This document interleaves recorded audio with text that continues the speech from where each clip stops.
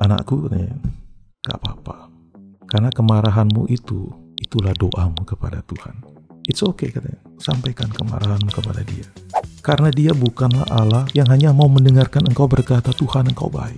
Tapi dia juga adalah Tuhan mau mendengarkan ekspresi kau marah ketika engkau berhadapan dengan situasi yang gak bisa engkau atasi. Nah, problemnya kita itu kadang tidak berani jujur dengan diri sendiri. Akhirnya apa? Kita mencoba menampilkan sosok diri kita itu yang kelihatannya, ya it's fine, nothing's wrong with me. Ya oke-oke saja gitu kan. Seakan-akan begitu. Padahal sebenarnya di dalam batin ini sebenarnya ada satu gejolak-gejolak yang terus bergelora kan ya. Ya karena memang Mazmur itu kalau kita coba selidiki itu nggak cuma kata-kata indah ya Pak ya, tapi ada muatan pengajarannya Muatan gitu ya. pengajaran. Bukan sekedar pujian gitu ya. Podcast kamu dengarkan inspirasi dari firman Tuhan, dan jadilah saluran berkatnya. Sebuah persembahan dari warung sate kamu untukmu. Shalom Sobat Muda, gimana kabarnya hari ini? Semoga kalian dimanapun kalian berada dalam keadaan yang sehat, sukacita dan tentunya enjoy ya. Kembali lagi bersama dengan aku Ari di podcast kamu, podcast kesayangan kita semua. Nah, pada podcast kali ini kita mau membahas satu tema yang menarik banget. Jadi kami memberi judul untuk podcast ini adalah Ketika Doa Jadi Sarana Self-Help yang Ilahi. Ini dari judulnya aja kita udah bisa lihat ya bahwa topiknya sangat kekinian, karena topik soal self-help itu sesuatu yang lumrah kita dengar ya, entah itu di media sosial atau ketika kita baca buku dan lain-lainnya. Tapi kita akan masuk lebih dalam ke dalam satu kitab yang kita semua pasti sangat familiar, yaitu kitab Mazmur ya. Apa sih kitab Mazmur ini dan bagaimana kitab Mazmur dapat menolong kita untuk melihat Tuhan dari perspektif yang lain, yang lebih jernih tentunya ya. Dan di depanku, aku nggak sendiri, ada seorang narasumber yang datang jauh ya, dari Jakarta. Bukan dari Jakarta, tapi dari satu provinsi di Jawa Timur. Halo Pak. Halo, ya. Oke, kita kenalan dulu ya Pak ke Sobat Muda semua. Boleh sebutkan nama Pak dan pelayanannya nih. Iya, halo Sobat Muda semuanya. Perkenalkan, nama saya Roni Samuel. Ya, saya sekarang lebih banyak melayani sebagai pengajar. Saya mengajar di salah satu STT di Lawang ya, STT Aletea. Lawang tuh di mana nih Pak? Lawang itu di Malang, Jawa Timur. Kalau pernah ke Malang, itu adalah pintu masuk menuju Malang. Lawang dan daerah sangat dingin. Iya. Iya, karena Lawang tuh bahasa Jawa artinya pintu ya Pak ya. Pintu, iya. Udah berapa lama Pak melayani di sana nih Pak? Sebenarnya kalau bilang secara official resmi itu melayani di sana itu saya baru masuk sekitar tahun 2022 secara resmi bergabung. Tapi sebelumnya saya sebagai dosen part-time karena sebelumnya adalah melayani di gereja. Di gereja, jadi sambil melayani di gereja sambil mengajar. Jadi di gereja ada sekitar 20 tahun di gereja melayani. Wow, lama ya, dua dekade juga, ya 20-an tahun. Kepo dikit dong Pak, itu mata kuliah apa nih Pak yang Bapak ajar di sana? Ya, saya sebenarnya bidang lebih banyak mengajar itu adalah karena background saya itu adalah worship theology, jadi bicara tentang teologi ibadah. Tetapi karena ada persinggungan juga teologi itu dengan filsafat, maka saya juga ada ngajar filsafat gitu. Dan ada beberapa mata kuliah pastoral juga yang saya pegang di situ untuk mengajar gitu ya. Oke, wow, ini pokok bahasanya mata kuliahnya namanya keren-keren gitu ya. Mungkin kalau ada yang kepo bisa masuk daftar ya Pak ya. Bisa ya, boleh tuh ya. Biar bisa merasakan dinginnya Lawang ya. Iya, dinginnya Lawang sambil belajar gitu. Bener kan ya. Banget. Oke. Nah, thank you banget ya Pak Roni sudah berkenan datang jauh-jauh ya dari Lawang ke sini. Naik apa Pak dari Lawang? Waduh, kemarin itu karena hari sebelumnya itu saya masih ngajar di kampus, jadi akhirnya naik flight ya, naik pesawat ke sini itu ya. Dari Surabaya Pak? Dari Surabaya ke sini ya. Iya. Kalau naik kereta lumayan ya 12 jam. Lumayan, tadinya berpikir mau naik kereta, tapi karena ada kuliah di hari sebelumnya, jadi saya pikir ya udahlah naik pesawat saja. Oke. Nah, jadi Pak Roni ini sudah jauh-jauh datang dari Malang karena jaraknya jauh, tentunya kedatangannya spesial ya, makanya bahasan kita pun akan spesial. So, kita akan lebih banyak explore ya ke dalam kitab Mazmur. Nah, kalau dari Pak Roni sebagai pengajar tentunya kan akrab banget ya Pak ya dengan kitab-kitab yang ada di Alkitab ya Pak ya. Kitab Mazmur ini saya rasa bukan kitab yang asing ya, karena kita kalau ditanya ayat-ayat favorit, mungkin salah satu yang kita ingat dari Mazmur ya. Kayak Tuhan adalah gembalaku, Mazmur 23 dan lain-lain gitu ya. Tapi sebenarnya Pak, bisa nggak sih Pak kita gali sedikit konteks historis kitab Mazmur ini? Kapan ditulis, siapa menulisnya? Karena kadang orang masih suka salah nih Pak, yang nulis Mazmur tuh kayak Daud doang gitu. Tapi sebenarnya siapa aja sih Pak yang menulis Mazmur, dan kenapa Mazmur ini dimasukkan ke dalam kanon PL? Ada tujuan tertentu nggak sih Pak sebenarnya? Ya, sebenarnya kalau kita bicara ya tentang Mazmur, konteks penulisan, sebenarnya mungkin kalau mau dibilang itu tidak ada penanggalan yang tepat jelas sekali ya Mazmur itu kapan ditulis. Karena kenapa? Kalau kita jumpai di dalam kitab Mazmur, maka di dalam Mazmur itu kan ada juga ditulis oleh Musa. Mazmur 90. Ya. Nah, kalau bilang Musa yang nulis berarti itu sekitar 15 abad sebelum Masehi. Sekitar tahun 1500 sebelum Masehi. Nah, kalau kemudian mundur lagi di era-era Daud ya sekitar tahun 800-900-an sebelum Masehi. Itu ditulis banyak di situ. Dan kemudian nanti masuk kepada era-era pasca pembuangan itu sekitar 5 abad sebelum Masehi. Jadi itu ada rentang waktu yang begitu panjang sekali. Sehingga ada yang bilang memang Mazmur itu adalah merupakan kitab yang very very old. Sangat-sangat tua sekali karena ya itu. Nah, cuman karena itu banyak penulisan ya, banyak ada penulisan di era begitu banyak era segitu. Mulai dikompilasi, dikumpulkan itu di sekitar bait Allah kedua ya, the second temple itu di sekitar abad-abad keempat atau kelima sebelum Masehi. Itu baru dikumpulkan semua menjadi satu kumpulan yang kita kenal sekarang menjadi kitab Mazmur begitu. Nah, penulisnya juga banyak. Penulisnya di situ kan juga ya seperti tadi ada Musa, Daud, kebanyakan Musa, kebanyakan Daud, kebanyakan Daud. Juga di situ ada Bani Asaf, ada Bani Korah, itu juga ada penulis-penulis di dalam Mazmur itu sendiri. Nah, kenapa kemudian Mazmur itu dimasukkan ke dalam Perjanjian Lama sebagai kanonnya? Sebenarnya sih bicara kanon itu kan sebelum Perjanjian Baru itu ditulis, sebenarnya Perjanjian Lama itu sudah wujudnya kanon, ya kan ya. Dan kenapa Mazmur itu masuk di dalam kitab di dalam kanon Perjanjian Lama? Nah, itu tidak lepas dari bagaimana sentralitas Mazmur di dalam ibadah Bait Allah pada waktu itu. Nah, bagi orang-orang umat Allah pada waktu itu ya, Mazmur itu merupakan kitab nyanyian, nyanyian pujian. Dan bukan hanya sekedar teologi, tetapi bicara nyanyian, pujian, termasuk juga bicara tentang identitas, pernyataan identitas umat Allah pada waktu itu. Nah, itu di dalam umat Allah pada waktu itu. Nah, tetapi di dalam kita, tradisi kekristenan, ini menarik nih. Kenapa itu ya, kita kemudian lihat itu juga sebagai bagian dari kanon kitab suci. Ya, ini bicara tentang bagaimana cara Allah menyingkapkan dirinya. Kalau kita perhatikan dalam kitab suci itu kan, genre kitab suci itu kan ada yang bentuknya narasi, cerita, ya, ada yang sejarah, ada yang nubuat gitu ya. Tetapi uniknya di dalam kitab suci kita ada yang bentuknya tuh syair, nyanyian seperti pujian. Kenapa? Ya karena Allah itu juga ingin menyingkapkan dirinya dengan cara yang mungkin berbeda, membangkitkan imajinasi kita. Karena ada hal-hal yang tidak bisa dijelaskan dengan kata-kata. Benar banget. Tetapi dengan bahasa-bahasa metafora, ya penggambaran itu dijelaskan, justru itu lebih impact-nya tuh lebih besar tuh. Kita bisa memaknai sebuah penyingkapan diri Allah. Ya. Kira-kira begitu. Kalau ini aku kepo lagi nih ya. Ada nggak Mazmur favorit yang paling Pak Roni ingat? Ya pada umumnya saya itu paling Mazmur 23 itu ya. Ya Mazmur 23 itu kan kita sudah ingat ya. Ya Tuhan adalah gembalaku. Ya kan, takkan kekurangan aku. Tapi menariknya gini ya, kalau saya baca di dalam teks yang saya pernah membaca di dalam teks versi dari New King James atau King James Version gitu kan ya. Ini menarik ini, dia ngomong gini kan ya. The Lord is my shepherd, I shall not in want. In want itu berarti kan aku nggak mau apa-apa lagi. Lah kenapa dia bisa bilang aku tuh nggak mau apa-apa lagi? Karena dia merasa cukup. Tuhan itu gembalaku, dia bisa menyediakan segala yang kubutuhkan. Itu satu. Yang kedua itu Mazmur 121. Mazmur 121 itu bicara tentang apa? Tuhan itu penjaga Israel. Tuhan itu penjaga Israel. Kalau di dalam Mazmur itu bilang gitu. Tuhan itu tidak pernah tertidur.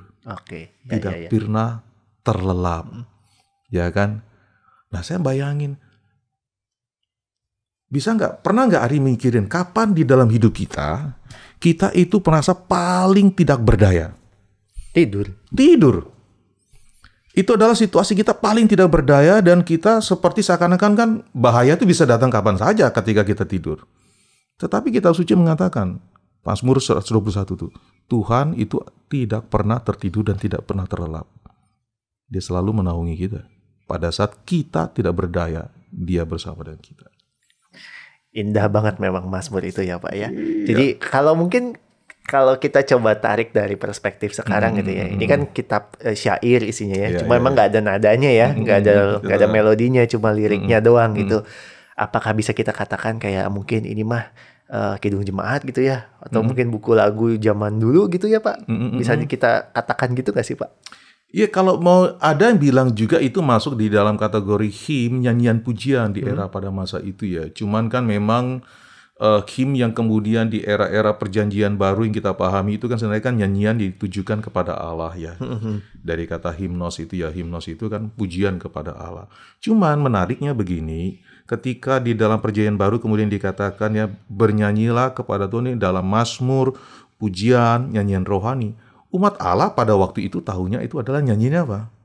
Mazmur. Nyanyian mazmur mereka nyanyikan kepada Tuhan.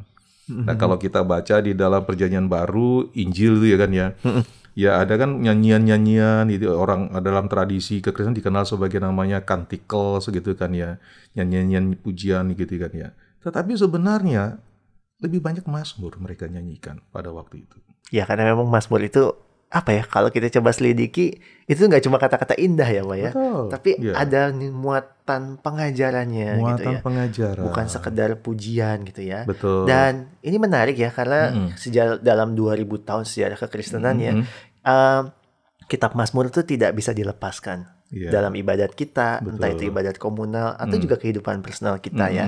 Nah apa nih Pak yang membuat kitab Mazmur itu tetap relevan dengan kehidupan emosional manusia? Padahal kan umur kitab ini udah ribuan tahun ya Pak ya.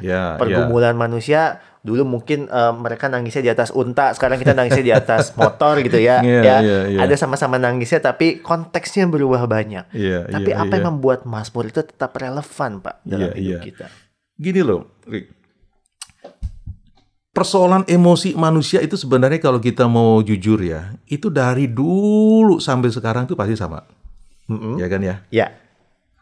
Kita marah, menangis, ya kan ya? Meratap, berduka, ya kan, sedih, ragu. Itu semua dialami oleh umat Allah itu sejak dari, ya mungkin kalau mau dibilang ya sejak era-era patristik lah dia Abraham apa segala macam, bahkan sebelum mungkin setelah masanya Adam dan Hawa, itu semua pengalaman hidup itu sama dialami oleh manusia. Dan itulah yang membuat Mazmur itu sangat relevan sebenarnya dengan kita. Karena persoalan-persoalan emosional yang dihadapi oleh manusia itu tidak pernah berubah. Hanya bentuknya saja yang berbeda, situasi yang mereka hadapi yang berbeda, tetapi mengekspresikannya itu tetap sama sebenarnya. Dan itu yang membuat Mazmur itu relevan sebenarnya untuk kita hari ini. Jadi sobat muda, jadi itu relevan banget tuh bagi kita tuh kalau Mazmur hari ini tuh. Di tengah situasi yang kita hadapi hari ini ya, di tengah konteks pergumulan kita hadapi hari ini tuh, itu sangat-sangat sebenarnya ya kalau bahasa sekarang apa tuh? Feel-nya tuh dapat itu. Iya, feeling banget ya. Padahal Mazmur ini ditulis di zaman ketika pengetahuan psikologis belum seberkembang sekarang ya. Dimana kayaknya kalau kita tarik ulur berapa puluh tahun lalu deh ya, nggak harus sampai 1000 tahun untuk jujur akan perasaan itu sesuatu yang kayaknya agak-agak susah gitu ya, tabu gitu ya. Tapi Mazmur dalam usia yang ribuan tahun, dia malah menjadi salah satu kitab yang mungkin kalau aku boleh bilang ya, itu jujur banget ya Pak ya. Karena segala spektrum perasaan bisa dituliskan oleh si pemazmur itu dengan ya apa adanya gitu. Nah memang betul. Dan jujur ya kalau kita mau katakan ini, kita bilang jujur lagi nih. Jujurli. Jujurli ya gitu ya. Hari-hari ini sebenarnya kalau kita mau jujur ya, menjadi jujur dengan diri sendiri itu menjadi sulit hari ini sebenarnya. Kenapa Pak kira-kira? Gitu ya. Karena gini, kadang kita jujur juga dengan diri sendiri, kadang orang belum tentu juga memahami bahwa kita itu sedang mengalami sesuatu yang ya sebenarnya sesuatunya tidak baik-baik saja gitu kan. Padahal sebenarnya di dalam kita jujur terhadap diri sendiri itu, jujur dengan orang lain atau jujur lebih lagi jujur dengan Tuhan, itu sebenarnya di situ ada kekuatan yang menyembuhkan sebenarnya. Kalau tadi kita bilang self help ya, atau kalau mau dibilang self healing ya, divine self healing gitu kan ya. Itu di situ kita mengalami di situ kalau kita berani mau jujur. Nah, problemnya kita itu kadang tidak berani jujur dengan diri sendiri. Akhirnya apa? Kita mencoba menampilkan sosok diri kita itu yang kelihatannya ya it's fine. Nothing's wrong with me. Ya, oke-oke saja gitu kan. Seakan-akan begitu. Padahal sebenarnya di dalam batin ini sebenarnya ada satu gejolak-gejolak yang terus bergelora kan ya. Nah, berapa waktu lalu ya, saya itu baca satu artikel. Satu artikel itu yang membahas tentang namanya itu duck syndrome. Duck tahu ya? Ya. Bebek. Ya. Oh, duck. Ya, Aku pikir dark, gelap. Ya, not dark, duck ya, duck syndrome. Jadi sindrom bebek. Nah, itu menarik tuh. Dia jelasin dia begini tuh. Saya pas baca ini bilang ini menarik ini ya. Bebek itu kan di atas kelihatan kalau berenang itu kan kelihatan tenang-tenang saja kan di atas permukaan airnya. Ya. Tenang-tenang saja gitu kan. Dia bilang jadi kesana kemari kan tenang gitu. Tapi yang tidak disadari adalah bahwa di bawah permukaan air kakinya itu kan dia punya itu kan selalu begini-gini supaya dia kecipuk ya. Kecipukkan sana kemari gitu kan ya. Nah, si penulis artikel tuh bilang gini, kadang kita itu begitu tuh. Di tampilan permukaan tuh kelihatannya baik-baik saja. Padahal di dalamnya, di bawahnya itu kita itu sedang lagi bergumul, ada satu pergumulan yang kadang ya orang lain nggak tahu. Ya yang penting diri kita yang tampil baik ini yang kita coba. Nah, di situ sebenarnya kan berarti kan ada problem kita itu tidak mau jujur dengan diri sendiri. Padahal ketika kita belajar menjadi jujur, di situ sebenarnya ada kekuatan yang menyembuhkan sekali di situ. Ya. Ini statementnya menarik banget ya. Dalam kejujuran ada kekuatan yang menyembuhkan. Aku coba analogikan gini ya Pak. Ibaratnya kita ke dokter ya. Kita ke dokter ditanya sakitnya apa nih ya. Kalau kita sakitnya kepala tapi kita bilang sakitnya di perut. Lain cerita kan ya. Obatnya nggak akan pas gitu ya. Betul. Ketika kita jujur akan di mana rasa sakitnya apa, itu akan menolong supaya pertolongan itu bisa tepat guna gitu. Betul. Tapi bahkan gini toh, kalau saya tambahkan lagi Arya. Yakobus 5:16 itu kan bilang gini tuh ya. Hendaklah kamu saling mengaku dosamu dan saling mendoakan supaya kamu sembuh katanya. Memang konteksnya agak beda ya. Tapi perhatikan frase ini ya. Saling mengaku. Mengaku itu kan bicara tentang keterbukaan. Jujur. Nah, bukan hanya kita terbuka kepada orang lain terhadap situasi yang kita hadapi, tetapi jujur terhadap Tuhan. Kenapa kita jujur terhadap Tuhan? Loh, kita nggak jujur aja Tuhan sudah tahu sebenarnya situasi kita kan. Cuman dia inginkan kalau kita juga mau ngomong, Tuhan aku ngalami ini. Itu justru di situ kita menemukan pemulihan. Nah, kira-kira Pak, kalau dari perspektif teologis ya Pak ya, kenapa orang ini susah buat jujur Pak? Susah jujur? Ya kalau menurut saya, bisa saja selama ini ya, itu mereka mencoba melihat, membingkai diri mereka bahwa kejujuran itu justru kadang apa ya, menjadi rapuh itu kayak rapuh, enggak enak, enggak menyenangkan gitu ya. Karena gini, ketika kita sedang membuka diri kita ya, itu kan sebenarnya kita itu, kalau saya pakai analogi ya, itu seperti kita sedang menelanjangi diri kita dan kita sedang berada di tengah pegunungan dengan cuaca yang begitu dingin sekali, dan ketika kita menelanjangi diri kita itu kan seperti menyakitkan sekali, dan itu kita nggak mau kadang. Dan tapi saya pikir secara teologis kenapa kita begitu? Ya kembali lagi kalau kita melihat Kejadian pasal 3 itu ya, ketika Adam ditanya, Adam di mana? Ketika disuruh jujur kan dia malah bukan jujur kan, nyalain gitu, merasa tidak enak untuk jujur karena seperti kita sedang membongkar diri kita sendiri di hadapan Tuhan. Kira-kira gitu. Iya, benar sih. Memang mungkin kita sampai di sini kita bisa berefleksi ya, teman-temannya. Kapan terakhir kita jujur? Jujurnya sama Tuhan ya. Ketika kita berdoa, apa sih yang kita doakan? Apakah kita doanya, Tuhan makasih ya hari ini udah berjalan lancar. Terus Tuhan aku minta ini itu. Tapi kapan terakhir kali kita jujur ya sama Tuhan? Nah ini jadi satu perenungan yang menarik ya teman-teman. Dan dalam kejujuran itu kalau kita lihat dalam kitab Mazmur ya, ada frasa-frasa syair-syair yang isinya bukan sekedar manis, tapi menunjukkan kejujuran perasaan. Kayak contoh ada Mazmur bilang, ini benar Mazmur bukan ya Pak? Yang berapa lama lagi Tuhan? Hal kayak gitu ya. Mazmur 13. Ya, Mazmur ratapan 13. hatiku seperti remuk redam gitu ya. Hal seperti itu. Nah, dari ekspresi-ekspresi itu, apa sih Pak yang sebenarnya Mazmur mau ajarkan kepada kita tentang ekspresi emosi yang sehat di hadapan Allah? Tapi sebelumnya saya mau katakan satu hal dulu Arya.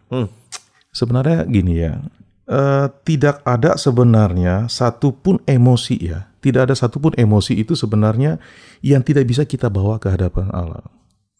Ya, segala pengalaman hidup manusia dengan segala keragaman emosi itu sebenarnya kita bawa ke hadapan Allah gitu ya. Kenapa? Karena Allah itu bukanlah sosok pribadi itu yang hanya menuntut pujian dari umatnya. Di dalam pengenalan saya akan Allah ya, saya mengenal Allah itu bukan Allah hanya ingin itu dipuji. Tapi Allah itu juga adalah Allah sosok pribadi yang mau memberikan pundaknya untuk kita datang menangis, meratap. Kenapa? Karena kehidupan yang kita jalani itu adalah bukan kehidupan yang semuanya jalannya gak lurus, nyaman, melewati padang rumput yang hijau, begitu kan. Tetapi justru penuh dinamika, apalagi dalam konteks hari ini ketika kita ada di entah itu di dalam lingkup sekolah kita, di tempat pekerjaan kita berhadapan dengan stres yang begitu kuat, bahkan belum lagi berhadapan dengan orang yang menyakiti kita, membuli kita, gitu kan ya. Itu situasi hidup yang kita hadapi. Nah, justru di tengah situasi seperti itulah ungkapan-ungkapan emosi Allah itu bukan hanya tempat kita datang hari Minggu kita puji dia, tapi dia juga adalah pundaknya untuk kita datang menangis di hadapan dia. Nah, saya kasih contoh ya. Saya tidak sebut siapa gitu kan ya, tapi ini peristiwa dia. Jadi satu kali itu ada satu anak Tuhan. Orangnya rajin melayani Tuhan. Tapi satu kali dia itu mengalami penyakit yang sangat serius. Ya. Dan penyakit serius itu tentu bagi kita ya Pak, katakan kalau kita kelihatannya sehat-sehat gitu kan, terus kemudian terkena satu penyakit yang sangat serius, cancer katakan gitu. Gimana kita nggak terkejut, apalagi kalau dibilang bahwa ini stadiumnya sudah stadium yang sangat akhir gitu. Apalagi kalau periksa ke dokter, dokter bilang apa, hidupmu tinggal 6 bulan lagi. Wow, itu gimana rasanya tuh? Terkejut, anak ini pun terkejut. Ya, nah, wajar manusia ya. Dan di dalam keterkejutannya dia marah sama Tuhan. Tuhan, kenapa engkau biarkan aku ngalami sakit ini? Aku selama ini sudah setia melayani engkau.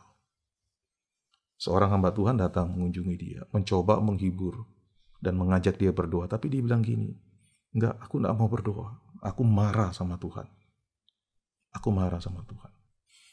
Tapi menarik, hamba Tuhan itu ngomong gini sama dia. Anakku, katanya, gak apa-apa. Karena kemarahanmu itulah doamu kepada Tuhan. It's okay, katanya. Sampaikan kemarahanmu kepada dia. Karena dia bukanlah Allah yang hanya mau mendengarkan engkau berkata, Tuhan engkau baik. Tapi dia juga adalah Tuhan mau mendengarkan ekspresi kau marah ketika engkau berhadapan dengan situasi yang gak bisa engkau atasi. Anak muda itu ketika dengar itu ya, anak Tuhan itu menangis sejadi-jadi. Nah, di situ kita lihat sebenarnya. Jadi dalam konteks Mazmur, kenapa ya ada banyak, kita itu bisa ada banyak sekali pengalaman emosi yang kita bisa ungkapkan kepada dia. Ini menarik ya Pak ya. Ada satu statement yang aku pernah baca dan dari satu buku atau dari mana aku udah lupa gitu ya. Tapi dia bilang begini, Allah orang Kristen itu sangat menghargai perasaan manusia karena Allahnya sendiri punya perasaan. Karena Allah kita sebagai pribadi. Apakah itu benar Pak statement itu? Kita dibentuk. Kenapa kita punya perasaan? Imago Dei. Imago Dei. Kita punya perasaan, kita bisa menangis karena kita diciptakan oleh Allah yang bisa menangis loh. Jangan dikatakan Allah itu berbeda dengan konsep berpikirnya orang stoik ya. Filsafat stoik itu selalu bilang itu hal yang negatif itu tidak perlu direngkuh gitu. Makanya mereka nggak pernah mau merengkuh hal yang negatif. Makanya ada muncul namanya ya impasibilitas, ya doktrin impasibilitas Allah. Itu Allah tuh tidak bisa turut menderita, turut merasakan dia. Tetapi Yesus Kristus, coba perhatikan. Iya. Lazarus mati, sedih hatinya. Sedih hati dia meratap kan ya. Kalau terjemahan lama masih gul ya. Masih gul ya. Jadi hatinya itu sedih banget menangis. Dia dari puncak gunung dia melihat Yerusalem gitu kan. Dia kitab suci mencatat Yesus menangisi Yerusalem. Dia bilang kan ini ya. Oh Yerusalem katanya. Betapa aku rindu mengumpulkan engkau seperti induk ayam yang mengumpulkan anak-anaknya. Tapi engkau tidak mau katanya. Sedih hati Yesus. Karena begitu, engkau dan saya bisa punya perasaan itu. Benar. Ini konsep yang kita nggak boleh lupakan sebenarnya Pak ya. Bahwa ketika kita bicara soal perasaan, itu tidak terlepas dari karakter Allah. Makanya Allahnya mengerti kita. Karena Allahnya pun, ya kita segambar serupa itu ya. Jadi kadang kita tuh suka merasa bahwa ya ngungkapin perasaan tuh lemah. Karena kita melihat Tuhan tuh sebagai sosok yang transenden banget. Tapi seolah-olah dia jauh jadinya. Ya itu memang, maka artinya kan Allah itu kan bukan sosok yang jauh di sana. Tapi dia juga dekat dengan kita. Di dalam kedekatannya dengan kita, dia juga membuka ruang. Datang loh. Datang kepada aku. Kalau bicara dalam konsep, di dalam konsep di dalam konsep ketika firman itu menjadi manusia ya. Yohanes 1 ayat 14 itu kan bilang begini loh. Firman itu menjadi manusia. Dan tinggal di antara kita.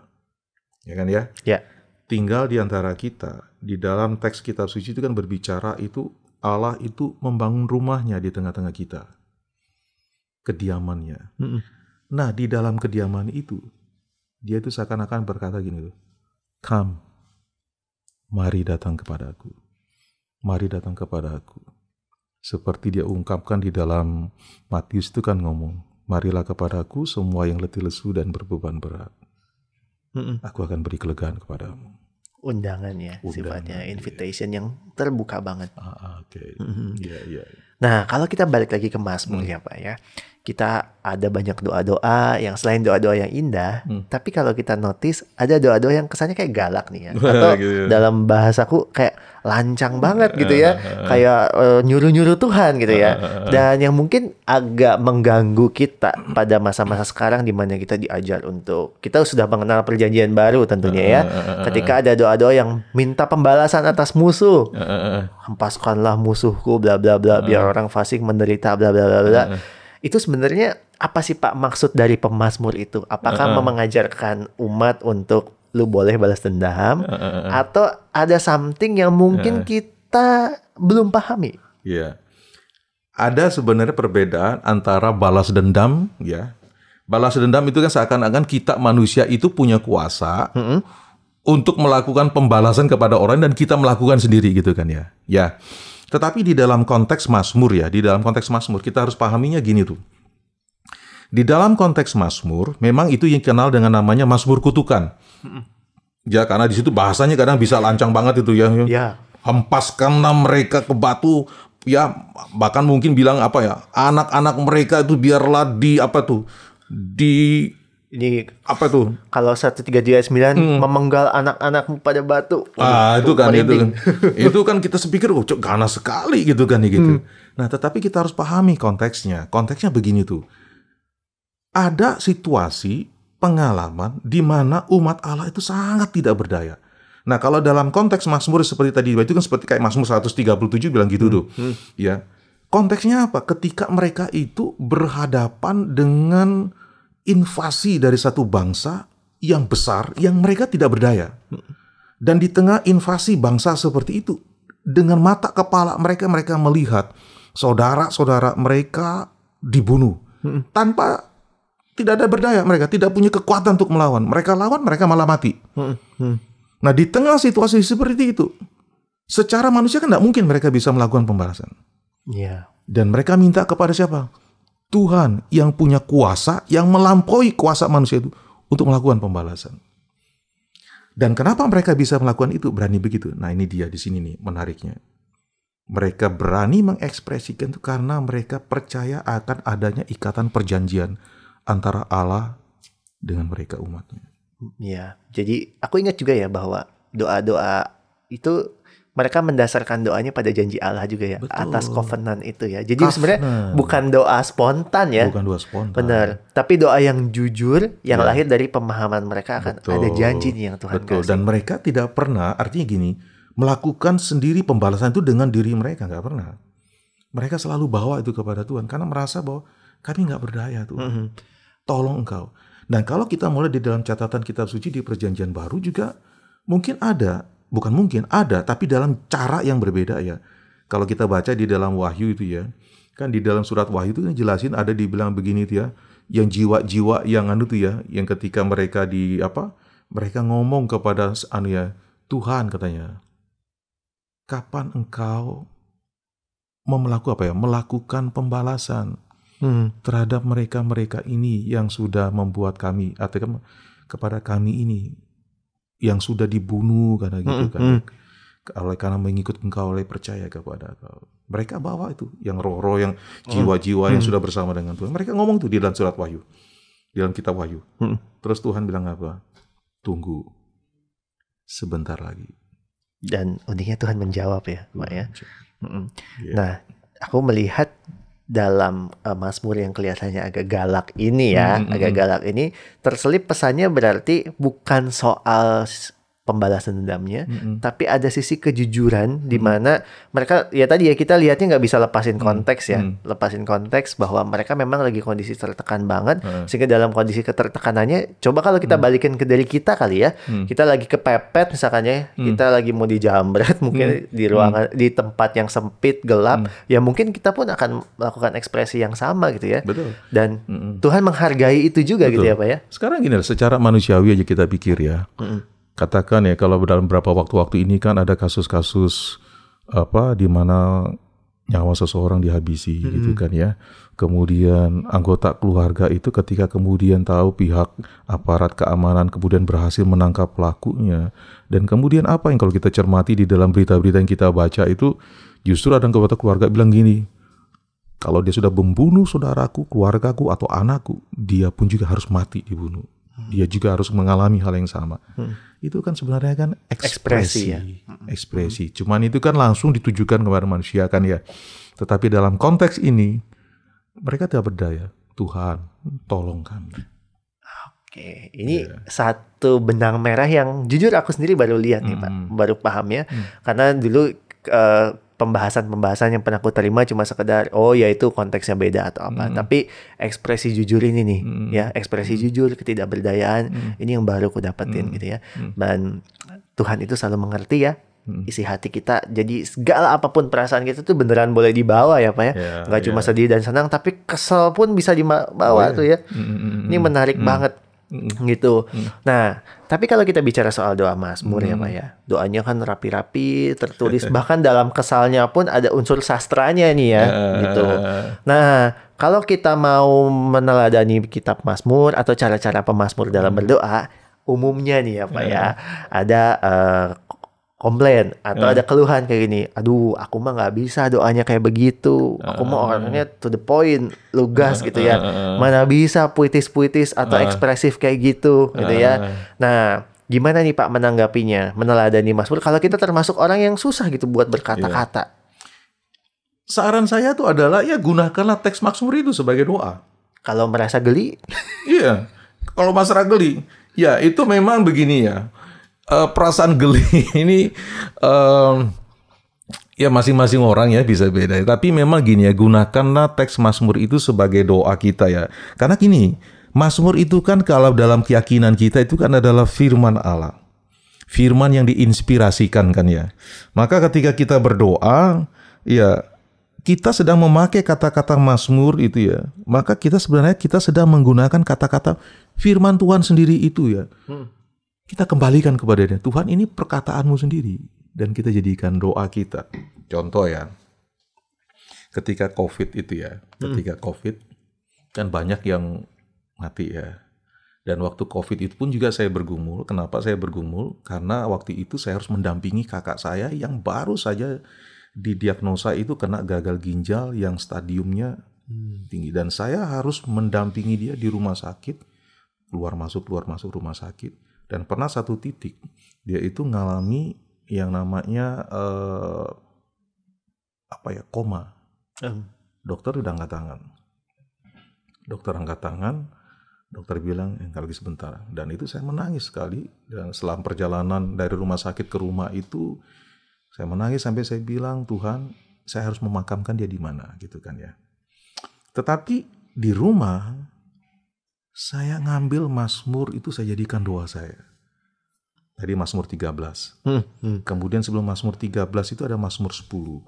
Mazmur 13 kan bilang gini, berapa lama lagi Tuhan? Berapa lama lagi? Saya bilang sama Tuhan, Tuhan berapa lama lagi Engkau biarkan saudaraku? Berapa lama lagi orang harus mati karena COVID? Karena saya gabungkan waktu itu doa saya. Terus saya bilang begini, yang Mazmur 10 itu di ayat 1 bilang gini, Tuhan kenapa ketika kesulitan ini Engkau seperti berdiri jauh sekali? Di mana Engkau?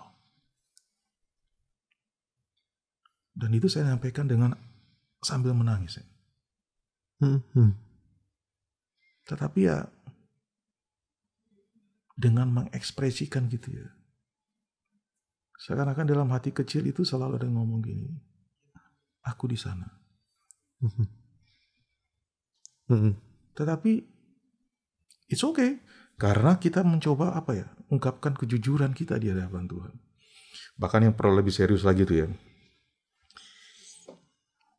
Waktu terjadi di Surabaya itu pernah terjadi ketika saudara-saudara kita lagi beribadah itu kan kemudian ada yang bom ya. Yang 3 gereja itu ya. 3 gereja itu ya. 2018 kalau nggak salah. Nah, itu kan pas saya lagi mimpin liturgi tuh. Saya lagi mimpin ibadah itu. Saya pas dengar gitu tuh. Dari mimbar tuh saya langsung berdoa tuh. Tuhan, hajar orang-orang yang memperlakukan umat-Mu seperti itu. Karena mereka sudah memperlakukan umat-Mu seperti itu.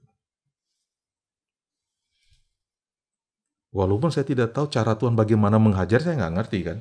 Tetapi itu adalah sebagai ekspresi kemarahan ketika orang itu datang cari Tuhan, tapi justru gitu kan, mendapatkan gitu kan. Dan di situ saya coba ekspresikan. Habis ibadah ada jemaat bilang, wah Bapak doanya begitu ya.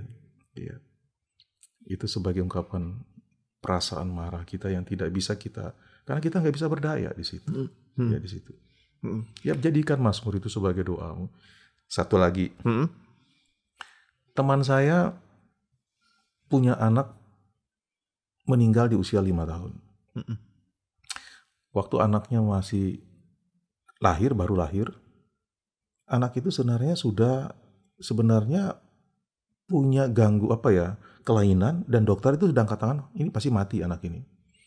Jadi teman saya itu sudah pasrah dan dia sampai nyiapkan semacam acara dia sudah pikirkan, dia sudah mikir mau di mana dimakamkan anak ini masih bayi itu.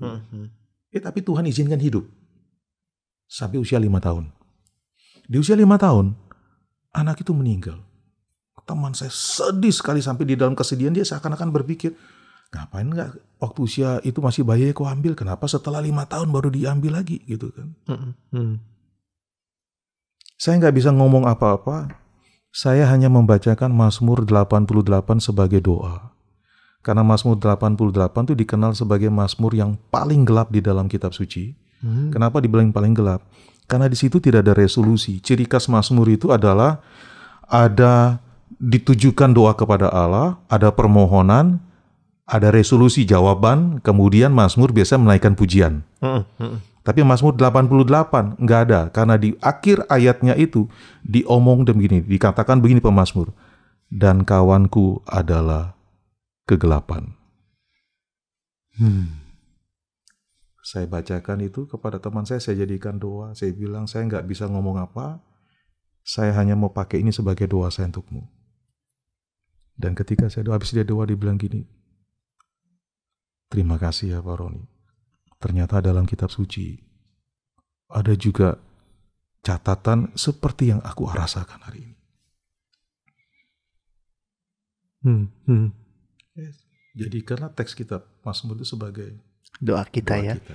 Langkah pertama yang perlu kita mulai tidak lain tidak bukan adalah dibuka lagi ya kitabnya ya Pak ya. Buka Kalau kita lagi nggak kita. ingat, kita bisa baca kitab Mazmur. Ada berapa? 150 pasal ya. Iya. Kita bisa baca. Mungkin kalau kita udah apal banget Mazmur 23, kita bisa explore lagi bagian-bagian lainnya ya dalam kitab-kitab Mazmur ini. Dan hal yang menarik ya Pak ya, tadi Pak Roni udah cerita banyak soal perasaan-perasaan, ada kesal, marah, bahkan tadi Mazmur 88 jujur aku baru tahu bahwa itu disebut sebagai the darkest part ya. Nah, tapi kan pada zaman kitab Mazmur ditulis tuh belum ada istilah mental health dan lain-lain ya Pak ya. Dan doa-doa yang doa emosional dalam kitab Mazmur itu tuh bisa kita katakan sekedar luapan perasaan atau justru bisa kita lihat sebagai bentuk self-help yang sehat secara spiritual. Ya, sebenarnya bukan bicara tidak ada, ya memang bukan istilah teknisnya mental health itu memang pada waktu itu juga memang ya, bukan berarti tidak ada, tapi juga mereka ngalami. Karena kalau jujur bilang sebenarnya Daud itu sebenarnya bisa dikatakan juga orang yang bergumul dengan mental health-nya juga di situ. Dia bergumul ya, karena dari Mazmur kita melihat karena kayak tertekan banget gitu kan ya, dia juga ya. Nah, jadi memang di tengah situasi seperti itu akhirnya mau nggak mau yang menjadi tumpuan harapan dia untuk mengekspresikan, mengungkapkan isi hatinya itu ya Tuhan itu yang dia bawa dia bawa segala pergumulan hidupnya itu dia bawa ke situ. Dan secara tidak langsung itu menjadi sarana bagi dia itu untuk mengalami yang namanya pemulihan, mengalami kekuatan. Kalau kita baca Mazmur kan kadang dia sempat ngomong, aku hampir jatuh gitu kan, dan aku berseru kepadamu, dan engkau menolong aku. Bahkan kemudian setelah dia nolong aku, maka aku akan memuji engkau. Dan aku akan menceritakan itu kepada kumpulan banyak orang. Artinya apa? Dia mengalami situasi yang tidak baik, dia ungkapkan, dia mengalami jawaban, mengalami pertolongan. Setelah dia mengalami pertolongan, dia puji Tuhan. Dan bukannya dia puji Tuhan, dia ceritakan ada pertolongan di dalam Tuhan. Kesinambungan ya, kalau aku lihat ya. Iya. Jadi nggak cuma sekedar minta tolong, tetapi setelah itu terjadi ada follow up yang Daud lakuin. Betul, iya. Dan itu memang dilakukan kalau kita baca struktur di Mazmur begitu semuanya. Mencoba menolong kita di situ. Jadi apa ya? Paling tidak itu situasi hidup manusia atau ya negativity itu ya, itu bukan disingkirkan. Tapi dirangkuh gitu ya. Seperti kalau tadi saya katakan ya, filsafat stoik itu kan negativity itu disingkirkan gitu ya. Tetapi justru kitab suci mengajar kita itu rengkuh itu negativity itu. Ini satu, aku dapat insight menarik ya. Jadi ketika mungkin paham-paham lain itu membuat dikotomi ya, antara ini negatif, ini positif. Tapi kan kita tahu kehidupan tuh kombinasi dari semua ya Pak ya. Betul. Dan kitab suci dan Tuhan justru mengundang kita secara utuh ya. Untuk datang. Wah ini. Ya. Jadi ya kalau ada istilahnya bilang gini ya kan, ada satu pujian tuh ngomong gini kan ya. Come just as you are. Come just as you are. Datanglah sebagaimana adanya dirimu, gitu ya.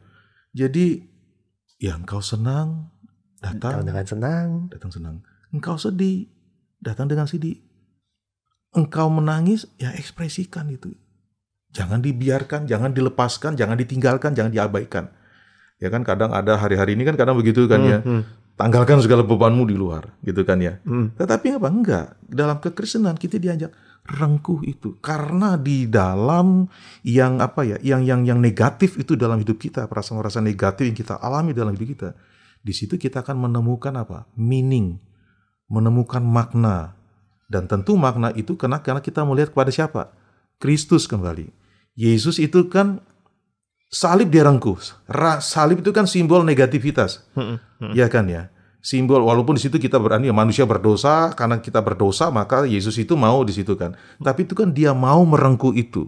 Tetapi justru di situ manusia menumbuhkan pengharapan, ya kan ya. Nah, kita merengkuh negativitas bersama dengan Kristus supaya di dalam Kristus itu kita menemukan pengharapan. Dengan demikian, kita itu dapat menjadi jawaban kepada mereka yang mengalami juga situasi yang sama. Ada follow up ya. Kayak Mazmur lagi ya. Jadinya nggak cuma sekedar merengkuh lalu kita kesedihan kita direngkuh lalu kita selesai gitu aja, enggak. Tapi kita jadi jawaban ya, the next ya. Betul. Untuk menjadi kabar baik juga bagi orang lain. Betul. Dan tadi aku dapat satu statement yang kuat banget ya, merengkuh bersama Kristus ya. Ini yang bersama Kristus kita nggak boleh lupain ya, Pak ya. Karena kayaknya kalau kita cuma merasa sedih, ya udah aku ngerasa sedih, tapi kita lupakan sisi Kristusnya ya. Iya. Ya tidak ada bedanya dengan ya apa yang memang dilakukan dunia, itu membuat kita berbeda kan. Benar. Iya. Jadi karena kita bisa merengkuh itu karena Kristus terlebih dahulu merengkuh. Yes, Kristus buka jalan duluan ya. Dia menjadi memang begini ya. Ini kan menyangkut problem kalau di dalam ini agak menyentuh filsafat. Iya. Boleh ngopi dulu ya, teman-teman ya. Tapi ya saya nggak buat rumit kan ya. Kan di dalam studi-studi ketika paling susah itu kan ketika kita bicara tentang teodisi, bicara tentang kenapa Allah mengizinkan penderitaan gitu kan. Kenapa penderitaan itu ada? Jikalau Allah itu baik, kenapa penderitaan itu ada di dalam dunia? Bukankah kalau Allah itu baik, seharusnya kan penderitaan itu tidak ada gitu kan? Dan itu memang tidak mudah untuk menjawab ini sebenarnya. Jujur, nggak mudah menjawab ini ya. Tetapi yang mau saya katakan gini ya, justru di tengah situasi itu ya, Allah pun juga menjadi bagian dari itu, penderitaan itu. Dia nggak berikan jawaban. Dia jelaskan kenapa itu ya, tapi dia mencoba masuk ke dalam penderitaan itu, menjadi bagian dari penderitaan itu di dalam Yesus Kristus yang mati di kayu salib itu, supaya di dalam Dia itu, di dalam Yesus itu ya, kita menemukan pengharapan. Jadi Allah nggak sekedar menjawab, tapi Dia bertindak ya, Pak ya, di situ. Betul. Ini the beauty of our faith ya, of the Christianity. Iya. Dan kita mau coba tarik lagi Pak ke satu statement yang sempat kita sebut di awal ya, bahwa kejujuran itu membawa pemulihan. Betul. Ya. Nah, dari Mazmur tadi kita udah lihat insight-nya, apapun perasaan kita ya, lagi kesel, lagi marah ya kan, datang ya, bawa itu ke hadapan Allah. Dan satu mungkin pertanyaannya ini Pak, bagaimana Allah memaknai kejujuran itu, dan bagaimana kejujuran itu pada akhirnya membawa pemulihan bagi kita? Iya. Jujur itu merupakan juga bagian dari salah satu karakter Allah ya. Ya. Allah itu senang dengan orang yang jujur sebenarnya. Kalau mau ngomong gitu kan ya. Walaupun kadang kita nggak jujur pun, dia juga nggak terlalu ya. Karena kasihnya tidak pernah berubah ya. Nah, justru di dalam kejujuran sebenarnya itu kan dia mencoba melatih kita itu untuk aware ya, peka bahwa kita ini bukan manusia yang artinya yang bisa hidup dengan diri kita sendiri. Ketika kita berhadapan dengan situasi yang sulit, kita itu nggak perlu tutup-tutupi sebenarnya. Kita bisa datang kepada Dia. Karena justru di tengah kejujuran itulah, maka kita di situ seperti tadi di awal kita katakan itu maka kita sedang menemukan satu kekuatan, bahkan pemulihan, penyembuhan di situ. Hanya dengan datang ungkapkan. Kalau kita baca Mazmur 32 ya. Mazmur 32 itu kan masuk dalam kategori Mazmur pengakuan di awal memang kan itu kan ada jaminan berbahagialah orang yang diampuni dosanya kan gitu kan ya. Tetapi kalau kita baca ayat-ayat selanjutnya itu, di situ pemazmur bilang gini, ketika aku menahan diriku, aku tidak mengakui, artinya tidak jujur kata gitu ya. Tulang-tulangku itu seperti sakit rasanya. Ya kan? Seperti ada satu beban yang menekan diriku. Tetapi ketika aku ungkapkan itu kepada Tuhan, Engkau memulihkan aku. Seperti itu rasanya kita ketika kita jujur bersama di hadapan Dia itu. Jadi teman-teman muda belajar jujur dengan Tuhan. Belajar jujur dengan Tuhan. Baik. Jadi jangan abaikan itu. Ada tips praktis nggak Pak buat bagaimana kita bisa mulai dengan jujur ya kepada Tuhan? Ya. Ya belajarlah untuk jujur ya. Katakan kalau kita mau berdoa, berdoalah dengan jujur. Ketika engkau merasa takut, ungkapkan rasa takutmu itu. Ketika engkau, ini kalau saya ya katakan ya, kalau engkau khawatir bahwa, ya apalagi hidup hari ini ya, hidup hari ini sebenarnya bukan mudah-mudah aja hari ini hidup hari ini kan ya. Kita dipenuhi dengan begitu banyak sekali tekanan, apalagi kalau tekanan ekonomi, kita kan mulai khawatir apakah hidup kita itu bisa survive ke depan, begitu kan, di tengah situasi ekonomi yang tidak menentu. Mazmur 23 itu bisa mengajarkan kita. Mazmur 23 kita bisa jadikan sebagai doa kita bisa bilang gini, Tuhan Engkau adalah gembalaku yang baik. Di dalam Engkau sesungguhnya aku tidak kekurangan. Tetapi harus aku akui Tuhan, aku takut dengan masa depanku. Aku khawatir dengan masa depanku. Kalau Engkau adalah Tuhan, gembalaku yang baik, yang di dalam Engkau aku tidak kekurangan. Tolong aku untuk tetap percaya bahwa Engkau akan menyediakan yang terbaik. Sebagaimana Engkau menggiring aku ke padang yang berumput hijau, menyegarkan jiwaku. Bahkan ketika aku melewati lembah bayang malu, biar di situ aku merasakan gadamu dan tongkatmu itu yang menghibur aku. Bahkan ya, termasuk juga problem-problem ketika kita anak muda itu kan kadang bergumul juga dengan kegagalan-kegagalan hidup kita menjalani kehendak Tuhan. Ya jangan hanya sekedar Tuhan aku sudah gagal hari ini. Mungkin kita perlu sebutkan secara spesifik. Kita jabarkan ya Pak ya. Kita jabarkan. Pemazmur 51. Ya, Mazmur pengampunan dosa. Ketika dia berdosa sama Batsyeba, dia bilang, Tuhan kasihanilah aku ya Tuhan. Gitu kan ya. Hapuskanlah pelanggaranku. Ungkapkan dengan jujur. Dan kejujuran itu yang Tuhan lihat, aduh ini indah sekali. Dan karena itulah kalau kita perhatikan ya, dalam catatan kitab suci, kita ambil katakan Daud ya. Seorang yang besar, jujur di hadapan Tuhan, tahu diri di hadapan Tuhan. Akhirnya kitab suci mencatat apa? Tidak ada orang seperti Daud, kata Tuhan. Tuhan bilang apa? The man after God's own heart. God's own heart. Orang yang di hadapannya aku berkenan. Ya, the power of jujur ya teman-teman ya. Ini satu hal yang aku rasa podcast kali ini nggak cuma sekedar memberi kita informasi akan kayanya kitab Mazmur, tapi mendorong kita untuk mengendapkan informasi itu untuk turun ke hati kita juga. Yang pertanyaannya hari ini, adakah area-area gelap dalam hidup kita yang kita sembunyikan ya, bagi diri kita sendiri, bagi orang lain, dan bagi Tuhan ya. Kalau hari ini teman-teman menonton podcast ini sampai di menit ini, aku rasa ini undangan ya bagi kita semua untuk mulai jujur kepada Tuhan. Kita bisa buka lagi kitab Mazmur, kita bisa mulai mencari metode apa yang paling pas buat kita. Tentunya itu bisa dicari ya. Tetapi sekali lagi yang paling penting dan terutama Tuhan itu menghargai banget kejujuran kita ya Pak ya.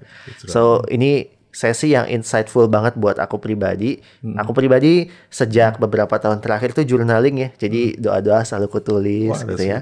Aku tulis segala. Aku berusaha untuk kalau kita belajar the Atlas of Emotion ya, kadang kita cuma tahu emosi itu sedih, marah, senang gitu ya. Tapi ternyata ada spektrum yang lebih luas ya. Mengenali itu menjadikan kita mengenali diri kita lebih baik. Dan salah satu teolog pernah bilang gini ya, without the knowledge of self, there's no knowledge about God. And without the knowledge about God, no knowledge about self. Jadi mengenal diri dan mengenal Tuhan itu satu proses yang simultan ya teman-teman ya, menurutku ya.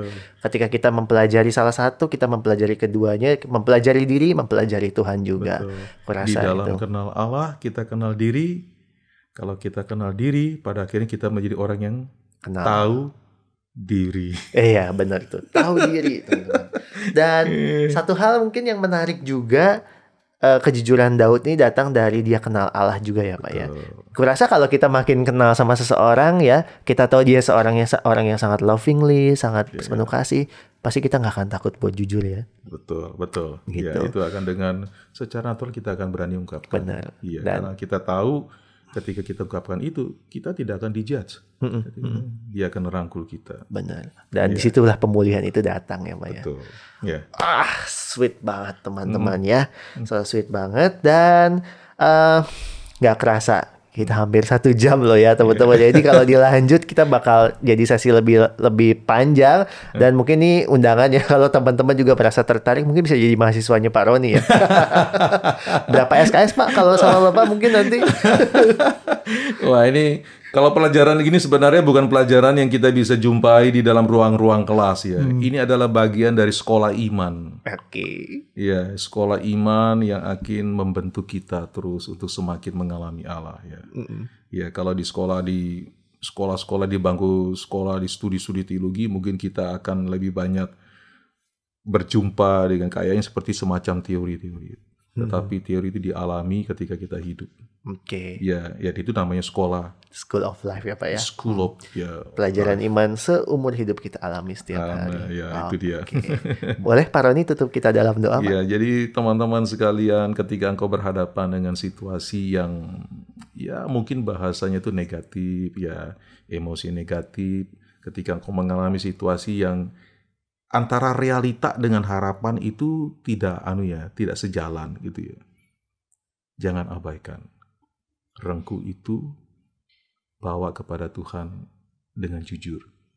Kenapa? Karena di dalam itu pula kita menemukan pemulihan. Kristus merengkuh negatif itu supaya kita menemukan pengharapan. Rengkuh itu bersama Kristus untuk menemukan harapan, pada akhirnya kita bisa memberikan jawaban kepada dunia yang mengalami situasi yang sama. Boleh gak kita close dalam doa? Baik. Mari kita berdoa ya. Tuhan, kami berterima kasih karena Engkau bukanlah Allah yang hanya ingin dipuji, tetapi Engkau juga adalah Allah yang memberikan pundak-Mu untuk kami menangis, meratap, mengungkapkan segala keluh kesah pergumulan kami. Bahkan mungkin kami mengungkapkan segala keraguan kami juga ketika kami berhadapan dengan realita hidup yang tidak sesuai dengan apa yang kami harapkan. Kami berterima kasih, karena itu biarlah kami ditolong terus oleh Roh-Mu yang kudus untuk mengungkapkan, datang kepadamu sebagaimana adanya diri kami, untuk kami boleh mengalami pemulihan, untuk kami boleh mengalami kesembuhan. Supaya dengan pemulihan kesembuhan yang kami alami di dalam kuasa-Mu yang besar itu, Engkau pakai juga hidup kami untuk dapat memulihkan orang lain yang sedang mengalami situasi yang sama. Terima kasih untuk kasih-Mu yang besar bagi kami. Di dalam nama Tuhan Yesus, kami berdoa. Amin. Amin. Terima kasih banyak Pak Roni buat waktunya. Senang banget bisa ngobrol nih ya. Kapan-kapan main ke Jakarta lagi ya Pak ya? Boleh. Atau kita yang main ke Lawang ya? Gitu ya. Oke. Nah Pak, ini mungkin ada banyak penonton ya, sobat muda semua pengen kenalan juga. Mungkin ada yang pengen chatting personal sama Bapak. Mungkin bisa di-spill Pak, ada akun Instagram mungkin Pak? Saya Instagram ada gitu kan ya. Ya lebih banyak di Instagram. Ya gitu, boleh Pak, apa nama usernya Pak? User saya Roni Samuel. @Roni, N-nya 1 2 Pak? 1. @RONINY. RONY Oke, Samuel gabung ya. Ya, Roni Samuel ya, teman-teman bisa di-follow Pak Roninya ya. Jadi kalau udah mungkin ada yang belajar journaling atau belajar jujur sama Pak Roni, sama Tuhan tentunya ya. Setelah dengar podcast ini bisa juga di-share ya. Atau kalau ada pertanyaan lebih lanjut untuk berjejaring bisa juga follow ya Instagramnya @Roni Samuel. Saya akan sambut kalau ada yang follow. Dan kita bisa ngobrol banyak juga. Oke, mantap. Terima kasih juga untuk sobat muda sekalian yang sudah setia mendengarkan podcast kamu. Pelayanan Warung Sate kamu didukung oleh teman-teman seperti kalian. Ayo dukung kami supaya hikmat Alkitab yang mengubahkan hidup bisa diterima dan dimengerti oleh lebih banyak lagi anak muda di Indonesia. Buat kamu yang belum Saat Teduh, atau buat kamu yang belum pernah mendownload aplikasi Warung Sate Kamu, download juga aplikasinya, tersedia di Google Play Store, dan juga untuk teman-teman pengguna iOS juga sudah ada. Dan jangan lupa follow juga semua media sosial Warung Sate Kamu. Sampai ketemu di podcast episode selanjutnya. Tuhan Yesus memberkati. Bye-bye. Bye-bye. Terima kasih telah mendengar podcast kamu. Kami berdoa kiranya podcast ini menolongmu semakin bertumbuh mengenal Tuhan. Jangan lupa juga untuk follow channel podcast ini, karena akan ada konten-konten menarik yang akan kami upload secara reguler. Sampai jumpa lagi. Podcast kamu, persembahan dari Warung Sate Kamu.